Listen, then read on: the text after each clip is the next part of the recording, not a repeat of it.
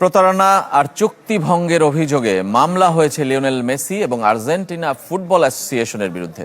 গেল অক্টোবরে ভেনেজুয়েলা এবং পুয়ের্তো রিকো ম্যাচের একক স্বত্ব কিনে নেয়া মায়ামি ভিত্তিক ইভেন্ট ম্যানেজমেন্ট প্রতিষ্ঠান ভিআইডি এই মামলা করেছে।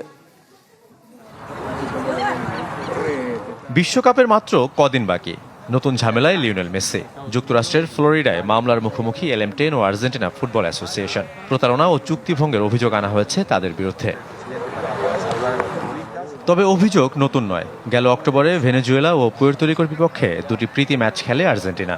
$70 লাখ যার একক স্বত্ব কিনে নেয় মায়ামি ভিত্তিক ইভেন্ট ম্যানেজমেন্ট প্রতিষ্ঠান ভিআইডি। চুক্তি অনুযায়ী ইনজুরি না থাকলে অন্তত 30 মিনিট করে ম্যাচে খেলার কথা ছিল মেসির। তবে ভেনেজুয়েলার বিপক্ষে মেসি ছিলেন দর্শক হয়ে। মায়ামির হার্ড রক স্টেডিয়ামের যে সুইটে বসে খেলা দেখেছেন, সেই সুইটের খরচও বহন করেছিল ভিআইডি। তবে পরদিন ঠিকই মেসি মাঠে নেমেছিলেন ইন্টার মায়ামির হয়ে।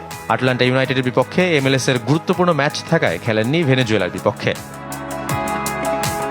চুক্তি অনুযায়ী অবশ্য আর্জেন্টিনা জার্সিতে পুয়ের্তো রিকোর বিপক্ষে খেলেন মেসি। তবে সেখানে অভিযোগ, ম্যাচটি হবার কথা ছিল শিকাগোতে, যে স্টেডিয়ামের আসন সংখ্যা 61,500। কিন্তু এর মতে প্রেসিডেন্ট ডোনাল্ড ট্রাম্পের অভিবাসন নীতির কারণে নিরাপত্তা ঝুঁকিতে ম্যাচ সরিয়ে নেওয়া হয় ফোর্ট লডারডেলের চেজ স্টেডিয়ামে, যেটির আসন সংখ্যা মাত্র 21,550, যার কারণে ভিআইডির ক্ষতি হয়েছে $10 লাখ বেশি। যদিও ভিআইডির অভিযোগ, এবছর চীনে ম্যাচ আয়োজনের মাধ্যমে ক্ষতি পুষিয়ে নেওয়ার প্রতিশ্রুতি দিয়েছিল এএফএ, কিন্তু বিশ্বকাপের জন্য ব্যস্ত সূচিতে সে ম্যাচ আর হচ্ছে না। তাই ক্ষতিপূরণ পেতেই মামলার পথ বেছে নিয়েছে ভিআইডি। তবে এ বিষয়ে এখনো কোনো মন্তব্য আসেনি মেসি কিংবা এএফএর। শাফাত মিদুল, চ্যানেল 24।